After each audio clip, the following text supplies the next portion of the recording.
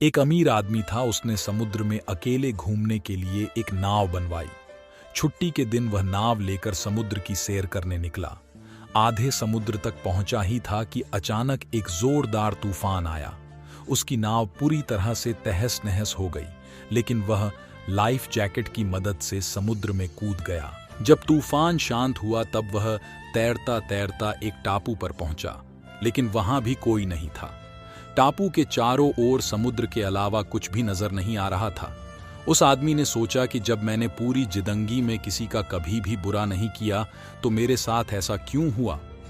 उस आदमी को लगा कि भगवान ने मौत से बचाया तो आगे का रास्ता भी भगवान ही बताएगा। धीरे धीरे वह वहां पर उगे झाड़ पत्ते खाकर दिन बिताने लगा।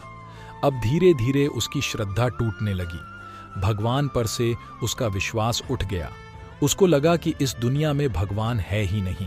फिर उसने सोचा कि अब पूरी जिंदगी यही इस टापू पर ही बितानी है, तो क्यों ना एक झोपड़ी बना लूं। फिर उसने झाड़ की डालियों और पत्तों से एक छोटी सी झोपड़ी बनाई। उसने मन ही मन कहा कि आज से झोपड़ी में सोने को मिलेगा, आज से बाहर नहीं सोना पड़ेगा। रात हुई ही थी कि अचानक मौसम बदला। बिजलियां जोर जोर से कड़कने लगी।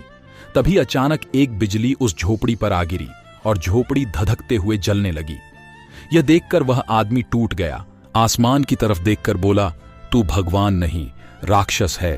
तुझमें दया जैसा कुछ है ही नहीं, तू बहुत क्रूर है। वह व्यक्ति हताश होकर सर पर हाथ रखकर रो रहा था कि अचानक एक नाव टापू के पास आई।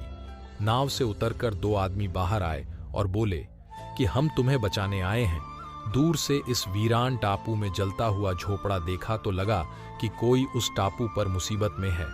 अगर तुम अपनी झोपड़ी नहीं जलाते तो हमें पता नहीं चलता कि टापू पर कोई है। उस आदमी की आंखों से आंसू गिरने लगे।